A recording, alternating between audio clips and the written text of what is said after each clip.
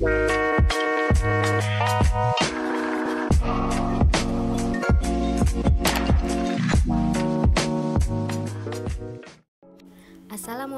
warahmatullahi wabarakatuh.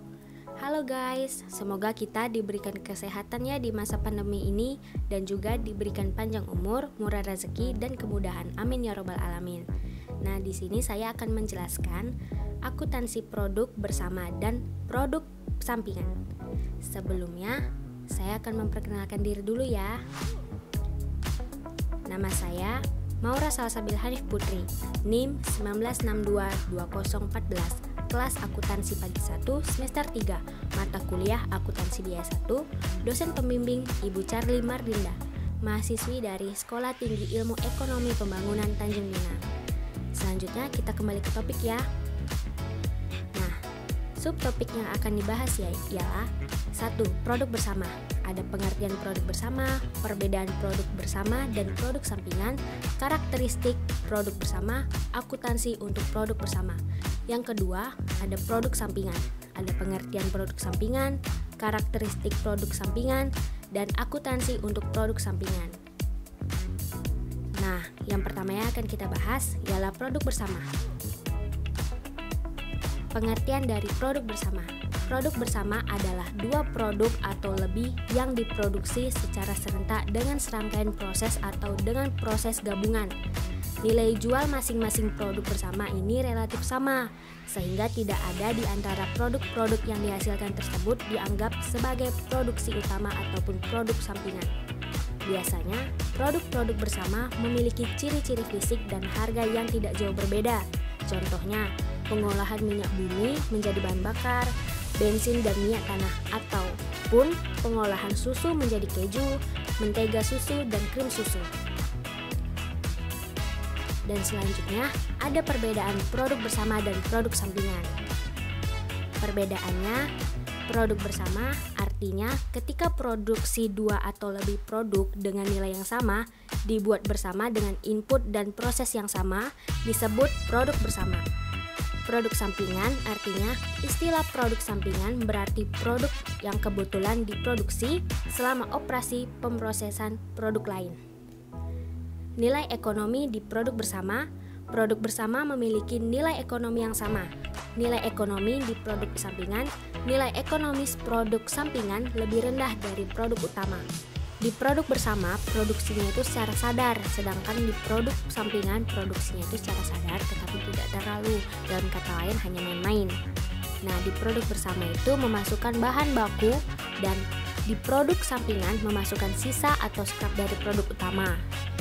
Dan di produk bersama itu diperlukan untuk mengubah produk bersama menjadi produk jadi, sedangkan produk sampingan itu proses lebih lanjutnya tidak dibutuhkan.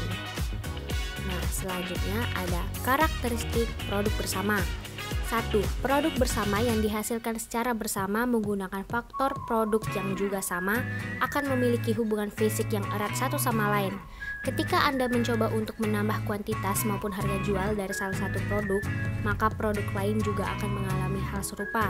Kedua produk bersama atas dasar proses serta biasanya biaya produk yang sama, maka tidak dikenal produk yang memiliki nilai lebih signifikan. Semua produk dalam produk bersama dianggap sama dan setara.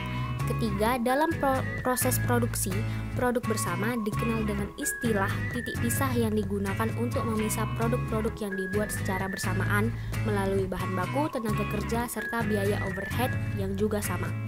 Keempat, ketika produk bersama telah melewati split off atau titik pisah, maka produk sudah menjadi produk yang berbeda dan berdiri sendiri. Beberapa sudah bisa langsung dijual, beberapa masih perlu diolah untuk menghasilkan produk yang lebih baik. Itulah mengapa harganya relatif sama dengan kemungkinan berbeda yang kecil dalam kapasitas yang tidak terlalu besar.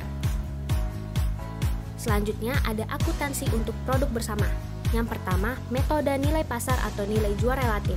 Metode ini adalah metode yang sangat populer karena dengan argumennya bahwa harga produk merupakan manifestasi dari biaya produksinya. Metode ini mengasumsikan bahwa setiap produk yang dihasilkan dalam proses produksi bersama memiliki nilai jual atau nilai pasar yang berbeda. Perbedaan nilai pasar disebabkan tingkat pemakaian biaya yang berbeda. Kedua, metode rata-rata biaya persatuan. Metode ini berupaya untuk mendistribusikan total biaya produksi gabungan ke berbagai produk atas dasar biaya per unit. Metode ini digunakan jika dari satu proses produksi bersama dihasilkan beberapa produk yang bisa diukur dalam satuan yang sama meskipun dalam kualitas yang berbeda-beda. Perusahaan yang menggunakan metode ini berpendapat bahwa semua produk yang dikerjakan dengan proses yang sama harus menerima bagian yang sebanding dengan total biaya gabungan berdasarkan unit yang diproduksi. Penentuan biaya untuk setiap produk dihitung sesuai dengan proporsi kuantitas masing-masing produk yang dihasilkan. Selanjutnya, nomor 3, metode rata-rata tertimbang.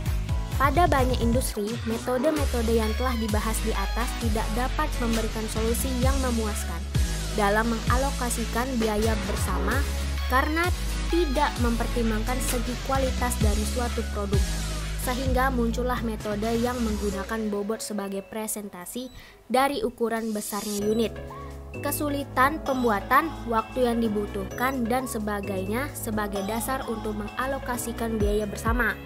Penentuan alokasi biaya bersama pada setiap produk didasarkan atas perkalian jumlah unit produk dengan angka penimbang dan hasilnya digunakan sebagai dasar untuk alokasi. Keempat, metode unit kuantitatif atau satuan fisik. Metode kuantitatif berupaya mendistribusikan total biaya gabungan berdasarkan satuan ukuran tertentu seperti kilogram, ton, liter, meter, dan sebagainya. Jika produk bersama mempunyai ukuran yang berbeda, maka harus ditentukan koefisien ekuivalensinya yang digunakan untuk mengubah satuan yang berbeda ke dalam satuan yang sama. Metode ini beranggapan bahwa setiap produk dapat diidentifikasi sesuai dengan tingkat pemanfaatan bahan baku dalam ukuran yang sama. Selanjutnya ada produk sampingan. Selanjutnya ada pengertian produk sampingan. Produk sampingan adalah salah satu produk atau lebih yang nilai jualnya relatif lebih rendah yang diproduksi dengan produk lain yang nilai jualnya lebih tinggi. Pada umumnya, perbedaan antara produk bersama dengan produk sampingan didasarkan pada nilai jual relatifnya. Jika nilai jual produk-produk yang dihasilkan relatif sama atau setidak-setidaknya material jumlahnya bila dibandingkan dengan seluruh pendapatan revenue perusahaan, maka produk-produk tersebut merupakan produk bersama. Sebaliknya, jika nilai jual produk relatif kecil bila dibandingkan dengan total pendapatan perusahaan, maka produk tersebut merupakan produk sampingan. Adapun contoh dari produk sampingan ialah penggilingan minyak bumi yang dapat menghasilkan sisa dalam bentuk aspal pada pabrik penggergajian kayu, kayu lapis, dan papan kayu merupakan produk utama, sedangkan serbuk gergaji dan kayu bakar merupakan produk sampingan. Kerosin merupakan produk sampingan dalam pembuatan bensin, perca kain dalam produk garmen, papan dan balok dalam produk kayu. Selanjutnya ada karakteristik produk sampingan. Pertama, produk sampingan dihasilkan secara bersamaan dengan produk utama dalam suatu proses produksi. Namun, perusahaan tidak memiliki intensi untuk membuat produk ini. Kedua, produk sampingan memiliki nilai jual yang lebih kecil daripada produk utama. Selain itu, kuantitas dari produk sampingan juga jauh lebih sedikit dari main produk yang dibuat perusahaan. Ketiga, produk sampingan memerlukan proses lebih lanjut sebelum siap digunakan atau dijual. Keempat, produk sampingan tidak pernah tercipta tanpa ada proses produksi untuk pembuatan produk utama. Hal ini dikarenakan produk sampingan tercipta dari bahan baku produk utama. Selanjutnya, ada akuntansi untuk produk sampingan. Pertama, metode tanpa harga pokok atau non-cost methods. Dalam metode ini, harga pokok produk sampingan atau persediaannya tidak diperhitungkan, tetapi memperlakukan pendapatan penjualan produk sampingan sebagai pendapatan atau pengurangan biaya produksi produk utama dalam rangka perhitungan biaya persediaan. Suatu nilai yang berdiri sendiri dapat dibebankan ke produk sampingan.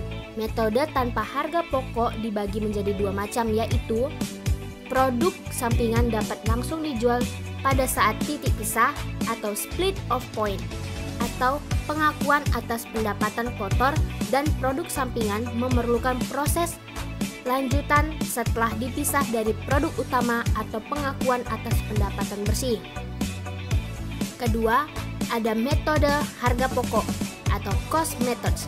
Dalam metode ini, pengalokasikan biaya produk sampingan hampir sama dengan produk bersama, yaitu sebagian biaya bersama dialokasikan kepada produk sampingan dan menentukan harga pokok persediaan produk sampingan dengan biaya yang dialokasikan tersebut. Ada dua metode yang berdasarkan pada metode harga pokok. Metode harga pokok dibagi dua macam, yaitu metode biaya pengganti dan metode pasar. Terakhir, ada kesimpulan.